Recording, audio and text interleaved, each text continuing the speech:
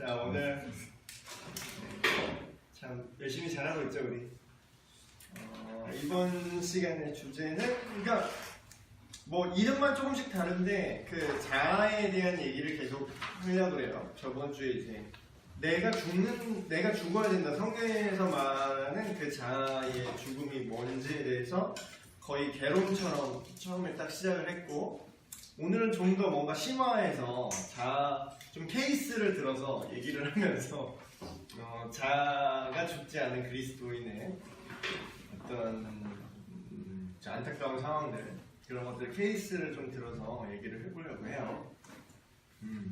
저번 시간에 그 예수님 안에서 죽음이란 무엇인가, 우리가 복음을 믿을 때, 예수님을 믿을 때에 나는 그대로 있고 예수님이 나를 알아서 이끌어주시고 알아서 책임져 주시고 나는 변하지 않아도 알아서 예수님이 나를 천국에 데려간다 라는 그런 잘못된 인식, 그런 것들에 대해서 성경은 동의하고 있지 않으며, 성경에는 네가 너의 그 죄악된 자아가 죽어야 된다라는 말을 분명히 하고 있다는 점, 그걸 저번 시간에 제가 말씀을 드렸습니다. 오늘도 좀 복습 겸 새로운 추가되는 개념으로 갈라디아서 5장, 저번 주에는 2장 20절 얘기했죠? 이번 주에는 갈라디아서 5장 24절 말씀을 제가 넣어봤어요. 한번 제가 읽겠습니다. 그리스도 예수의 사람들은 육체와 함께 그 정욕과 탐심을 십자가에 못 박았느니라. 이렇게 얘기하죠. 그러니까 제가 이 주교제로 지금 이걸 쓰고 있는 그 교재 책 제목 자체가 예수님의 사람이에요. 그래서 근데 여기 딱 그냥 나오네요. 이 표현 자체가 나오네요. 그리스도 예수의 사람들은. 근데 그런 예수님의 사람은 어떠한 존재냐? 그 정체성에 대해서 정의를 내리는 거죠. 육체와 함께 그 정욕과 탐심을 십자가에 못 박은 사람들이라는 거예요. 예수님을 믿는 사람들이. 근데 이런 생각은 우리가 잘 흔하게 못하는 생각들이죠. 여기 이 정도 깊이까지 들어오지 못하고 그냥 상당히 캐주얼하게 예수님을 믿는 거에 대해서 참 쉬운 점, 물론 쉬운 점도 있어요. 근데 쉬운 점만 얘기하면 제가 전에 말씀드렸듯이 그거는 약관을 똑바로 안 읽어준 거죠. 사기, 보험 사기입니다. 그러면 분명히 어렵고 쉽고 뭐 자세한 조건들을 이렇게 말을 해줘야지. 너 믿기만 하면 돼. 근데 그 믿음의 성질에 대해서 구체적으로 얘기를 안 해주면 사실 그 믿음이 진짜 믿음이라고 볼 수 없어요. 나는 아까도 담임 목사님 설교 시간에 언급하셨지만 나는 나의 병을 고쳐주는 예수를 믿고 나는 오병이어로 5,000명을 먹이는 내 먹고 살 문제를 해결해주는 예수를 믿는 거고, 내가 정치적으로 이렇게 억압받는 상황에서 나를 정치적으로 자유롭게 하는 그런 예수님을 나는 믿어. 근데 고난받는 예수님, 죄를 죽기까지 죄로 인해서 죽어야만 하는 그 예수님은 내가 믿고 싶지 않아. 나는 동의할 수 없어. 라는 것은 우리가 예수님을 안 믿는 거죠. 그렇죠. 믿지 못하는 거죠. 그러니까 현대의 그리스도인들의 문제점은 뭐냐면요, 예수님을 안 믿는 게 문제가 아닌 것 같아요. 예수님을 아예 거부하는 게 문제가 아니라 내가 받아들이고 싶은 부분만 취사 선택해서 받아들이고 나머지를 거부하면서 내가 예수님을 받아들였다고 착각하는 거죠. 내가 예수님을 믿는다고 착각하는 거. 그런 모습들, 사실 교회 안에 이런 느낌으로 예수님을 믿는다고 생각하는 분들의 비율만 좀 줄어들어도요, 이 세상이 상당히 밝아질 겁니다. 아주 상당히 밝아질 거예요. 좀 구체적인 표현을 좀 썼는데 여기에다가 이런 얘기를 하면은 성경 표현 그대로 이렇게 읽어드리면 자꾸 이게 뭐 옛날 얘기 같고 그냥 교리화하는 그런 마음들이 있어요. 여러분 속에도 여기 이렇게 정정히 쓰였죠. 육체와 함께 그 정욕과 탐심을 십자가에 못 박았느니라. 이러면 약간 무슨 그냥 종교 경전에 있는 좋은 얘기처럼 그냥 지나가는데, 제가 돌직구를 한번 던져드리겠습니다. 이게 무슨 뜻이냐면요, 오늘날로 얘기하면 십자가에 이런 것들을 못 박았다라는 표현은 널 죽이겠다라는 거예요. 널 죽여버릴 거야. 너무 잔인한가요? 너무 직설적인가? 그런데 잘 생각해보세요. 우리에게 십자가가 너무 뭐랄까 그냥 낭만적이 됐다고 해야 되나? 예수님의 십자가를 주님의 고난을 기억합니다 라면서 이렇게 생각하는 것 자체가 되게 낭만적으로 점점 변해왔던 것 같아요. 근데 성경을 항상 읽을 때 이 성경이 쓰여질 때 바로 이 글을 읽었으면 하는 1차적 독자가 있고 우리는 2차적 독자죠. 시대를 뛰어넘은 독자고. 근데 그 1차적 독자가 이 글을 읽었을 때 지금 이 갈라디아서 5장 24절을 읽었을 때 어떻게 생각했을 것 같은지를 우리가 먼저 생각을 해봐야 되는 거죠. 근데 1세기경의 사람들이잖아요. 이때는 실제로 십자가형이 집행되던 시기예요. 그럼 이 얘기를 우리가 들으면 되게 막 낭만적으로 들릴 수 있죠. 십자가야. 그게 내 십자가야. 남편이 내 십자가야. 막 이러면서 그냥 자꾸 다른 2차, 3차 가공된 생각으로 이걸 받아들이는데 원문의 그 의도는 뭐냐? 오늘날로 말하면 너의 그 예수님의 사람들은 너의 그 모든 욕심과 그런 모든 악한 정욕과 탐심을 전기의자에 앉혀서 죽여버리는 거야. 아니면 단수대에 올려서 모가지를 잘라버리는 거야. 이런 느낌으로 다가와요. 그 1세기경의 사람들한테는 이 얘기를 읽었을 때. 그러니까 사도 바울이 그걸 되게 상당히 지금 강력하게 얘기하는 겁니다. 이게 십자가형이라는 건 상당히 잔인한 거고요. 법정 최고형이고요. 엄청 고통스럽고 잔인하게 죽이는 사형이죠. 널 죽일 거야. 이렇게 죽일 거야. 근데 네가 예수님을 믿는 사람이라면 너의 육신의 욕망과 악한 그 모든 성품들 그런 거 목을 잘라버릴 거야. 이 얘기를 하는 거죠. 근데 그렇게 결단하고 그렇게 죽기로 결정하고 그리고 그렇게 계속 날마다 나의 죄성과 싸우며 그걸 죽여나가는 사람들 그 사람들이 예수님의 사람이라는 거예요. 그 사람들이. 자, 이렇게 한번 생각해보면 목사님 예수님 믿는 사람 되게 기준이 빡세졌네요. 이렇게 생각할 수 있어요. 근데 뭐 원래 그런 걸 어떻게 했습니까? 우리가 원래 기준은 그건데 우리가 스스로 그냥 기준을 낮춰서 생각을 해왔던 거잖아요. 여태까지. 근데 그렇기 때문에 예수님을 믿는다고 하지만 심지어는 교회 직분자들조차도 이게 세상 사람인지 예수님 믿는 사람인지 별반 이렇게 차이가 안 느껴지게 사는 게 자기가 죽인 적이 없기 때문에 계속 그게 그대로 자기 라이프 스타일 그대로 나오는 거잖아요. 그래서 그런 것들 여기서 십자가의 모든 것들을 못 박는다는 걸 다른 의미로 하면은 또 이런 분들이 있을까봐 이렇게 얘기를 또 써놨더라고요. 나는 이렇게까지 세게 생각해 본 적이 없잖아. 우리가 예수님 믿으면서 보통 사람들은 믿음이 좋은 사람들도 나름 예수님을 믿고 이렇게 잘 살아온 사람들도 생각하고 내가 죽여버렸나? 내 죄를 내가 이렇게까지 강력하게 내가 목을 잘란 적이 있나? 내가 막 이러면서 되게 또 막 낮은 자존감으로 또 이렇게 나 예수님 안 믿나 보다. 세례 다시 받아야 된다. 또 이런 분들을 위해서 성경의 다른 표현을 좀 이렇게 써놨어요. 그런 얘기는 많이 들었죠.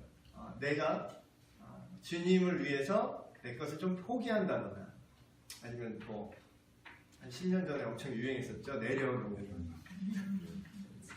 요새 좀 젊은 친구들 또 영어 좀 되는 친구들 또 예배자 붐이 또 불어갖고 나는 예배자니까 또 페이스 다운 이런 얘기를 하죠.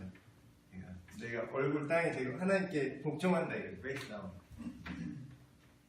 반응하지 않는 세상에 악한 걸로부터 내가 반응하지 않는다. 이런 표현은 다르지만 사실상 내가 예수님과 함께 십자가의 모든 정욕과 죄악된 자아를 못 박았다는 거랑 똑같은 얘기죠. 그래서 너무 또 이게 내가 또 딱 일치하지 않고 또 교리적으로 딱 이 표현대로 내가 믿음을 고백하지 않았다고 해서 뭐 내가 믿음이 없는 건가 그렇게 또 너무 고민하지 마시고 그런 얘기를 합니다. 성령님이 우리 안에 거하지 않는 사람에게 죽음이라는 게 되게 무서운 거예요, 사실. 죽음이라는 게 참 무서운 거죠. 제가 뭐 호스피스 병동 얘기 전에 했던 것 같은데 예수님 안 믿고 뭔가 이렇게 믿음이 없으신 분들, 심지어는 불교 승려조차 전 종교인은 좀 다를 줄 알았어요. 비단 뭐 그리스도인이 아니더라도 그것이 뭐 다른 뭐 거짓이라고 하긴 좀 너무 타종교인한테 미안하니까 제가 종교의 다 원성은 인정하니까 자기의 그 종교 그게 진리는 아니지만 종교 중에 하나긴 하니까 그 종교를 믿고 오랫동안 거기에 귀의해서 믿고 따르던 분들은 저는 좀 다를 줄 알았어요. 죽음이 되게 평안하게 돌아가실 줄 알았어요. 근데 안 그러더라고. 제가 뭐 그분의 임종을 제가 직접 뭐 지켜본 건 아니지만 그 모 종교의 뭐 어떤 종교를 할 거지 얘기하면 또 막 비스전 들어오니까 딱히 얘기는 안 할게요. 모 종교의 아주 거의 뭐 이름만 대면 아는 그런 대단한 분이 그분이 이제 돌아가시는데 돌아가시 직전에 평안하게 이렇게 이걸 말할 뻔했다. 종교 드러날 뻔했네. 그럴 줄 알았는데 그 이제 임종을 지켜본 사람들이 되게 충격과 공포에 휩싸였대요. 근데 그게 어떤 느낌으로 그런 충격과 공포를 겪었냐면 매우 두려워하면서 여태까지 자기가 믿었던 그 종교의 교리들을 다 부정하는 말을 하시면서 그리고 나는 지옥으로 간다? 이렇게까지 얘기해요. 그러니까 약간 정신착란이 왔나 싶을 정도로 그렇게 이제 가셨다고 그래서 이제 또 쉬쉬하면서 이렇게 열심히 덮었는데 그래서 그런 얘기가 하고 싶은 거죠. 결국은 참된 진리 안에서 하나님 앞에 내가 받아들여진다. 내가 이제 하나님께로 와서 다시 하나님께로 돌아간다라는 이 평안이 없는 사람에게 죽음이라는 거는 엄청난 공포를 줍니다. 정말 엄청난 공포를 줘요. 물론 저도 죽는 게 무서워요. 저도 죽는 게 무섭죠. 저희 사모 막 보면 그냥 깔끔하게 죽였으면 좋겠어. 차라리 막 이러면서 혹시라도 순교를 하면 깔끔하게 죽기를 혹시라도 고통 속에 죽지 않기 한 방에 죽여라. 근데 그리스도인들에게 그런 어떤 핍박의 그런 순교의 두려움이 없진 않겠지만 그러나 이 모든 것들을 다 내려놓은 사람들에게 이 땅의 것이 영원하지 않고 이 정욕도 지나가고 이 탐심도 지나가고 이 모든 재물도 지나가고 오직 하나님과 나와의 관계만 남는다 라는 믿음이 정말로 내가 있고 내가 그 길을 걸어서 살아왔다라면 오히려 죽음이 공포가 아니라 능력 있는 삶의 시작이죠. 근데 여기서 말하는 죽음은 이중적인 의미예요. 바로 내 육신의 생명이 끝나는 죽음도 의미하지만 자아의 죽음도 의미하는 거죠. 똑같이 안 믿는 사람들이요. 죽음의 생물학적인 죽음의 공포도 있지만 자아의 죽음에 대한 상당한 공포가 있습니다. 이런 분들 제가 많이 얘기를 들었어요. 막 예수님 믿으라고 뭐 이렇게 얘기를 하다 보면 내가 근데 좋은 건 알겠는데 내가 잠깐 넣어두세요 이렇게 얘기를 하는 분들이 뭐라고 그거를 이제 얘기를 하냐면 내가 예수님을 믿어버리면 그러니까 믿게 될까봐 무서워하더라고 자기가 갑자기 막 미쳐가지고 내가 미쳐가지고 믿음이 나한테 생겨서 내가 그거를 빨간 약을 이렇게 매트리스 빨간 약을 내가 먹어버리면 그걸 내가 알아버릴 거 아니냐 그게 진짜라는 걸 그러면 여태까지 내 욕심과 이걸 내가 다 버려야 되는 거 아니냐 내 자아가 죽어야 되는 거 아니냐 그런 표현은 안 썼지만 오늘의 이 주제로 말하면 내 자아가 다 죽고 그 그 진리 안에서 살아야 되는 거 아니냐. 그거를 본능적으로 아시더라고요. 믿지도 않는 분이. 이 대단한, 이분도 난 사람이에요. 이 정도 느낌 아는 것도 난 사람이죠. 보통은 몰라요? 뭐요? 뭐 이러고 그냥 시작하는데. 근데 그런 감이 오는 거지. 그러니까 넣어둬요. 내 자아가 죽는 거를 본능적으로 두려워해요. 내 마음대로 못할 것 같고 막 제 마음대로 못 지을 것 같고 막 어디 이상한 살롱 가갖고 막 이상한 막 이렇게 사람 불러다가 이렇게 막 즐거운 시간 못 가질 것 같고 그게 두려운 거야. 근데 우리에게 있어서, 믿는 자에게 있어서는 그 반대죠. 죽어야만 내가 능력 있는 그리스도인으로 살 수 있어요. 내가 살아있고 내 자아가 뿜어져 나올 때는 오히려 내가 방해를 받고 내가 자유롭지 못해요. 근데 그러니까 정반대죠. 정반대예요. 자아가 죽는다라는 걸 좀 새로운 차원으로 접근을 하셨어요. 우리가 흔히 잘 알고 있는 말씀입니다. 똑같은 말씀인데 살짝 달라요. 신명기 6장 5절, 누가복음 10장 27절 제가 써놨어요. 이것도 핵심 진리죠. 정말 진리의 엄청난 요약인데, 너는 마음을 다하고 뜻을 다하고, 마음을 다하고 뜻을 다하고 힘을 다하여 너의 하나님 여호와를 사랑하라. 근데 이걸 누가복음에서 인용을 하시는데 조금 바꿨어요. 내 마음을 다하고 뜻이 아니라 목숨을 다하고 힘을 다하고, 뜻도 나오네요. 뜻을 다하여 주 너의, 목숨이 추가됐네요. 목숨이 너의 하나님을 사랑하고. 뜻이라는 거는 이제 자기 의지를 말하는 거죠. 자기 의지. 내가 뭘 하고 싶나. 제가 그런 질문 많이 했어요. 돈이 문제가 아니라면 여러분 뭘 하고 싶습니까? 그게 여러분이에요. 그게 여러분의 뜻이라는 건 결국 여러분의 의지인데, 자기 의지인데, 근데 그게 여러분의 정체성과 분리될 수 없어요.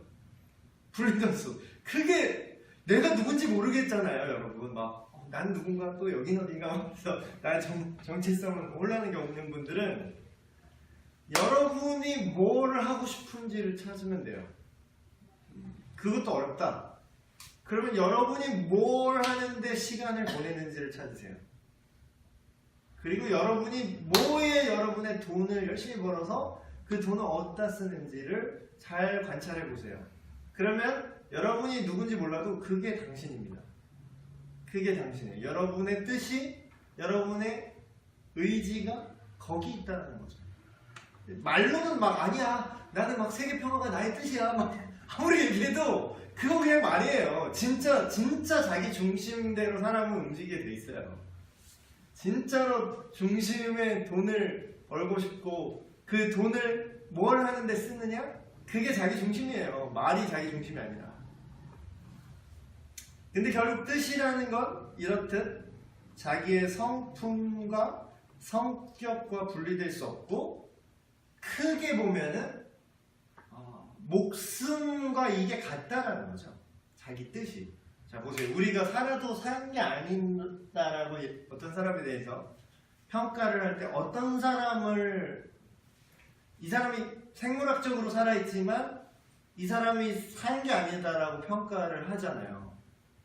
어떨 때 그렇게 평가를 하죠, 우리가? 아무런 의지도 없고 아무런 뜻도 없을 때, 그냥 소주만 마시면서 계속 자고 일어나고 소주 먹고 주정하고 똥 싸고. 너무 그러나요? 그 사는 거예요.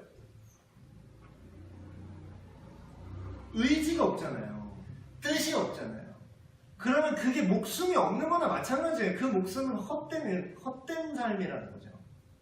목숨이라는 건 그걸 잘 사용할 때 의미가 있는 거잖아요.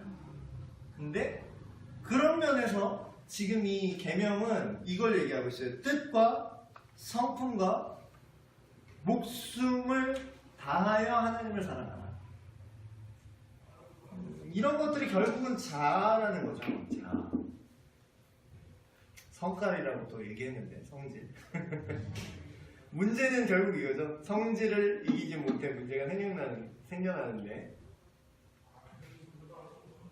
지금 이 얘기를 하는 저도 사실 얼마 전에 저희 상호랑 또 한바탕을 했습니다. 충격 고백? 제가 이렇게 영상을 찍어서 올리잖아요. 이거 갖고 저를 까요. 그렇게 말해놓고서 이랬어 말하면서. 근데 할 말은 없죠. 물론 할 말은 없죠. 그러니까 만약 물론 비겁한 변명인데 어제 신미도 갔다 왔는데 비겁한 변명이긴 한데 그래도 뭐 말도 안 하고 그러면 좀 억울하니까 비겁한 변명을 조금 할게요. 사람 그렇죠. 그러니까 목회자가 그렇게 모르겠어요. 옛날에 목회자를 바라보는 시선은 상당히 뭐랄까 하나님을 대변하는, 물론 지금도 뭐 그게 바뀐 건 아닙니다. 하나님을 대변하는 어떤 존재로서 인식을 하셨던 것 같아요. 옛날 세대 분들은. 그래서 막 목사님이 밥 드시는 거 보고 시험 드신 분도 있더라고 옛날 분은. 화장실 가는 건 막 난리도 아니고, 목사님이 화장실 갔다고? 갈 수도 있잖아요.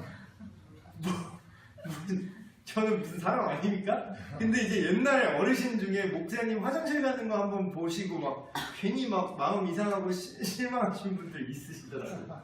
옛날 갈등 이런 거 들어보니까. 근데 그 말 맞다가 옛날에 이제 목회자를 보는 시야는 뭔가 되게 비범해야 되고, 우리랑 똑같으면 안 되는 어떤 그런 존재로 이렇게 많이 봐주셨던 것 같아요. 근데 그렇게 봤기 때문에 장점도 있어요. 그렇게 보셨기 때문에 어떤 선포되는 하나님의 말씀에 대해서 뭔가 되게 엄위하게 더 두렵고 떨림으로 하나님과 싱크를 더 잘 맞출 수 있었다는 장점이 있는 반면에, 요즘에는 사실 그거를 그렇게 기대조차 잘 안 하시고, 뭐 그렇게까지 이제 엄미하게 하면은 오히려 요즘 젊은 세대는 불통의 아이콘으로 그렇게 얘기가 되는데, 어떤 분들은 이걸 좀 잘 얘기해요. 수위 조절을 잘 하라고. 너무 절대로 오픈하지 마라. 절대로. 근데 이것도 일리가 있어요. 목회자나 사역자가 절대로 성도들한테 자기의 치부를 절대로 드러내지 마라. 자기의 무슨 안 좋은 일이나, 목사님 화 안 합니까? 비겁한 변명인데. 짜증이 날 때가 있잖아요, 사람인데. 근데 이런 어떤 자기의 이런 거를 오픈하지 말라는 분들이 있어요. 왜냐면 그것도 일리가 있어요. 그걸 오픈을 했을 때 하나님을 대언하는 사람의 입장으로 그 사람의 어떤 캐릭터가 거기에 자꾸 묻어나오기 때문에, 그럼 듣는 분이 이제 설교를 하거나 가르침을 들을 때에 하나님의, 물론 내용은 하나님의 말씀 전달을 하지만 그걸 이제 그렇게 받아들이지 않고 어떤 한 개인의 의견으로 볼 수 있다라는 거죠. 근데 또 그 정직하게 또 한 반대쪽에서는 정직하게 자기를 이렇게 오픈해야 된다라고 하는 쪽에서는 이런 것 같습니다. 지금 이 주교재로 쓰고 있는 예수님의 사람, 이 유기성 목사님 이 책을 보면요, 너무 다 얘기하셨어. 다 얘기했어요. 자기 옛날에 막 예수님 안 믿는데 그냥 목사 돼가지고 뭐 진짜로 자기 그 얘기 써놨어요, 책에. 난 예수님 안 믿는데 목사질을 했다. 그렇게 자기가 그것까지 다 오픈하셨어요. 근데 막 내가 예수님도 안 믿으면서 안 믿어지는데 그냥 성경 뭐 가르치고 뭐 하는데 뭐 그렇게 산 적도 있었다. 뭐 그렇게까지. 근데 저는 그런 얘기를 하고 싶어요. 좀 결국은 진정성이잖아요. 진정성도 있어야 된다고 생각을 해요. 너무 또 가리다 보면 진정성이 또 안 느껴지고, 또 너무 오픈을 하다 보면 하나님의 대언의 통로로서 역할을 못하게 될 수 있고, 적절하게 그런 게 필요한 것 같습니다. 그래서 제가 살짝 오픈을 하면 제 자아가 죽지를 못해가지고 또 사모랑 한판을 했네요. 한판을 했는데 근데 제가 지금 오늘 강의는 자아를 죽여야 된다 이 얘기를 해야 되잖아요. 근데 이게 딜레마가 있어요, 사역자들은. 어떤 사람은 이렇게 욕하는 분들 계세요. 뭐, 네가 똑바로 못하면서 네가 뭐 그렇게 얘기를 하냐, 뭐 그렇게 말도 하지 마라. 네, 알겠습니다. 말 안 할게요. 말 못해요. 아예 말 못해 그냥. 물론 이제 내가 일부러 막 그렇게 죄를 지으면서도 난 막 죄 짓고 막 죄 지으면 안 됩니다 이렇게 얘기하면 그건 위선이지만, 나 역시도 한 그리스도인의 한 명이고, 그리스도인이라는 것은 날마다 이 자아를 죽여가는 그 싸움과 여정 중에 있다고 봅니다. 그래서 그렇다 할지라도 자꾸 회개하고 돌이키고 그거를 우리가 이렇게 가야 합니다. 나를 포함해서. 사실 저한테도 하는 얘기예요. 지금 매주 이렇게 하는 얘기가, 저는 잘하고 있고 당신들만 배워야 돼요, 이런 생각으로 한 번도 얘기해 본 적이 없습니다. 그래서 우리가 이 성질, 자아가 계속 이렇게 뛰어나오는데 이게 결국은 자기 소견인 거죠. 자기 소견. 문제는 이게 문제인 것 같아요. 내가 생각해도 내가 잘못한 거라고 아는 분들은 사실 고치기가 쉬워요. 어떤 면에서. 근데 제일 문제는 이런 거죠. 내 생각이 맞아. 이건 정의야. 근데 그게 아닐 때, 이때 제가 예로 하나 드렸는데, 이건 책에 없는 내용인데, 이 자아를 우리가 잘 생각하고 이거를 죽이고 컨트롤해야 되는 점을 제가 이렇게 한번 절실하게 느낀 적이 있어요. 보통은 막 어떤 사람이 막 진상짓을 하고 나쁜 짓을, 어떤 나쁜 안 좋은 결정을 내리면 우리는 이러면 되게 판단이 편하잖아요. 이 사람이 안 믿는 사람이야. 예를 들어서 아유 역시 그냥 하나님도 모르고 그러니까 이상하게 사는구나 하면서 그냥 차라리 속편한 결론을 우리가 내릴 수 있는데, 문제는 너만 예수님 믿냐? 나도 예수님 믿는다? 그런데 우리 안 맞을 때. 제가 존경하는 두 목사님이 계세요. 근데 이 각각의 목사님들의 어떤 저서와 그런 어떤 평상시에 하셨던 어떤 성경에 대한 해석이라든가 그런 거에 대해서 저는 너무 좋게 생각해서 너무 존경하는, 물론 제가 그분들 알지는 못합니다.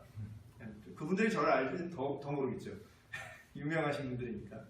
근데 그렇게 제가 존경한 두 목사님이 이렇게 계셔서 그때까지는 제가 문제가 없었는데, 이분의 의견이 서로 정반대인 사건이 발생했어요. 제 정체성은 혼란이 오는 거예요. 누가 만든 거지? 뭐지? 이건 그거였어요. 그 미국 대선에서 한 분은 힐러리를 겁나 미는 거예요. 힐러리가 돼야 된다. 한 분은 트럼프가 돼야 된다. 그래서 엄청 미는 거예요. 근데 이 둘이 물과 기름이야. 섞일 수가 없어, 이거는.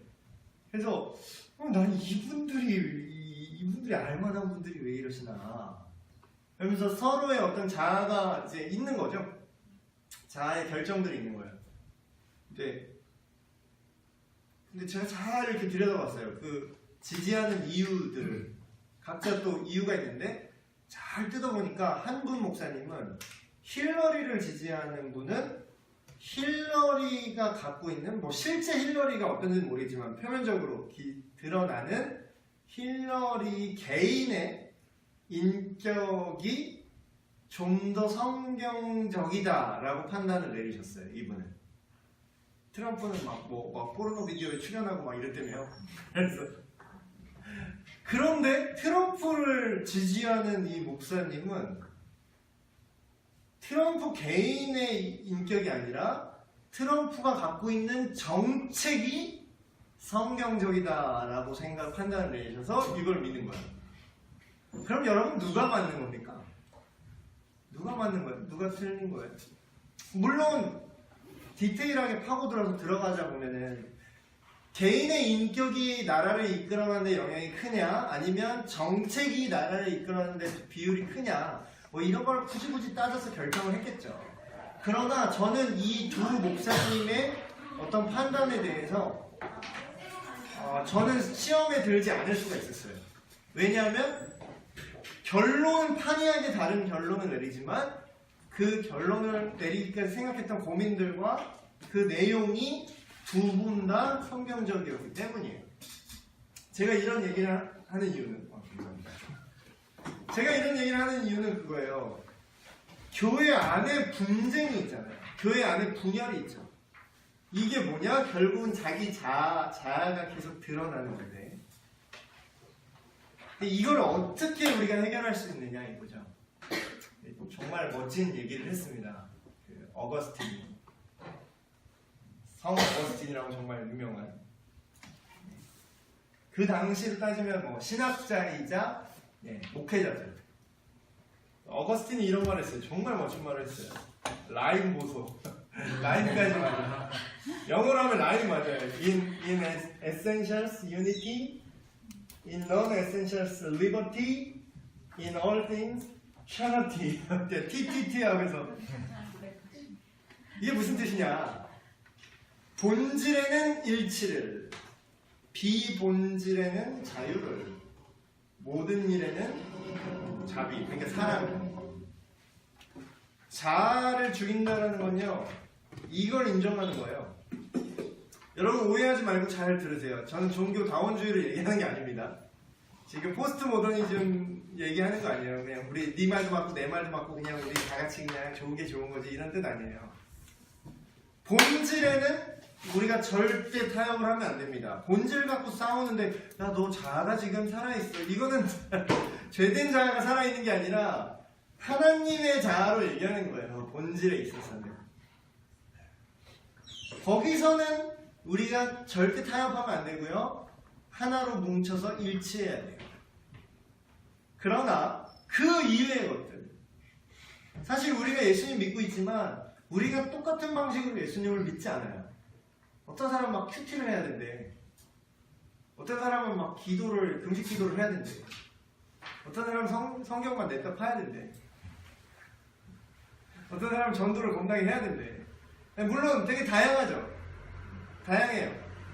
근데 그거 갖다가 우리가 서로 자기 자아 드러내고 내가 옳다고 생각하는 그거를 계속 민다면 그건 하나님의 의도가 아닌 거죠. 마치 우리나라에 육해 공군이 있는데 육군이랑 공군이랑 피 터지게 싸우는 거죠.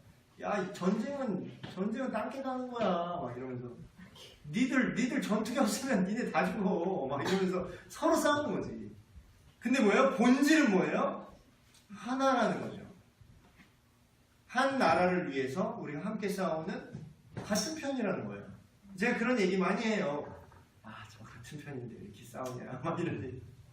근데 저 역시도 그래요. 근데 저 역시도 저희 아내랑 저랑 같은 편일까요? 저길까요? 남편인가요 정말로? 남의 편이라서 남편이라고 그러죠. 남편 받는다고?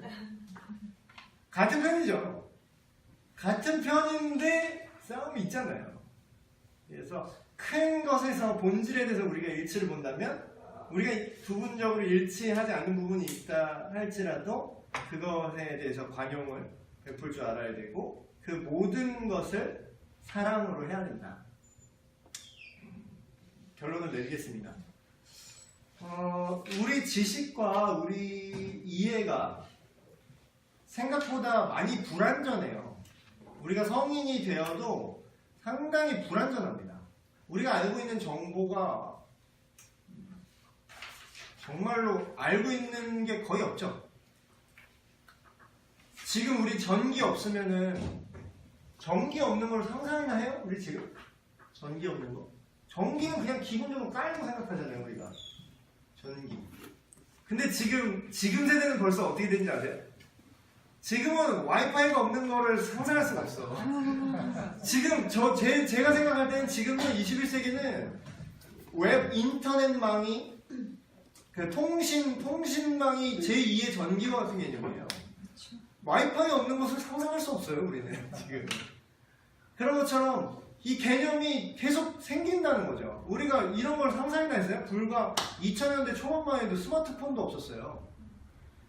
근데 이런 것들이 생겨나고 우리 지혜와 지식이 이렇게 불완전하다는 거예요. 우리가 한 2020년 넘어가면 또 어떤 개념이 제3의 어떤 개념이 생길서 뭐 사물 인터넷 없으면 어떻게 살아? 막 이렇게 엄마 아빠 옛날에 진짜 손으로 그걸 눌렀어?